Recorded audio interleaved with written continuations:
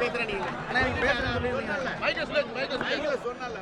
அந்த இடி ரைடு வந்து எதுக்காக உன் மேல கால் புரட்சி காரணமா? அது இல்ல வேணாம், நான் சொல்றேன் போங்க.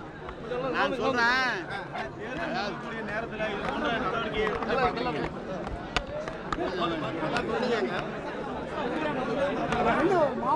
தேர்தல் நெருங்கக்கூடிய நேரத்தில் இந்த இடி அமலாக்கத்துறையோட அறிவிப்பை எப்படி பார்க்குறீங்க? ஏற்கனவே அதெல்லாம் பார்த்து செக் பண்ணி கோர்ட்ல இருந்தெல்லாம் கேஸ் தள்ளுபடி பண்ணிட்டாங்க. இது மாதிரி நாங்கள் ரைடு பண்ணும்போது சில டாக்குமெண்ட் கிடைச்சிது, எந்த அளவுக்கு உண்மையாக பாருங்கன்னு சொல்லி கொடுத்துருக்குறாங்க. அதை பார்க்க போகிறாங்க போலீஸ், பார்த்து நடவடிக்கை.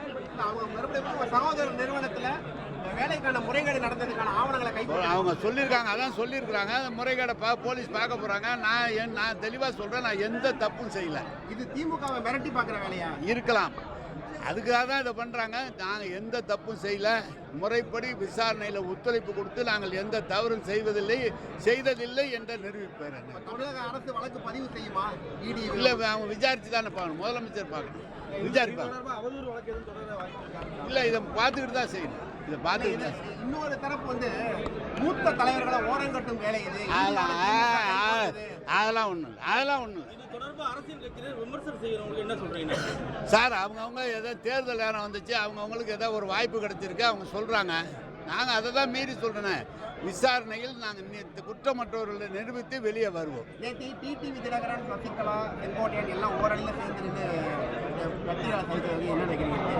நாங்கள் என்ன நினைக்கிறோம், அவங்க ஏற்கனவே ஒன்றா தானே இருக்கிறாங்க. எடப்பாடிக்கு எதிராக நாங்கள் ஒரு அணியை அமைப்போன்ற மாதிரி அவங்க ஏற்கனவே அப்படி தானே சொல்லிட்டு இருக்காங்க. கடந்த காலத்துலேருந்து 6-7 மாதமாக அதான் சொல்லிட்டு இருக்காங்க. ஒரு 2-3 வருடமாக அதான் சொல்லிட்டு இருக்காங்க. நேற்று சேர்ந்துருக்காங்க. அது திமுகவோட பி டீம் சொல்லி எடப்பாடி சொல்றாரு. அவருக்கு எதை எடுத்தாலும் திமுக பி டீம் பாரு, இல்லைன்னா திமுக கூட்டணியிலேருந்து எங்ககிட்ட வருவார். அவர்கிட்ட சொல்லி ஒவ்வொருத்தரும் அவங்க தான் வெளியே வந்துட்டு இருக்கிறாங்க. அவருக்கு வேலை என்ன? அவர் ஏதோ வாயில் வந்து பேசிட்டு இருக்கிறாரு, அவ்வளோதான்.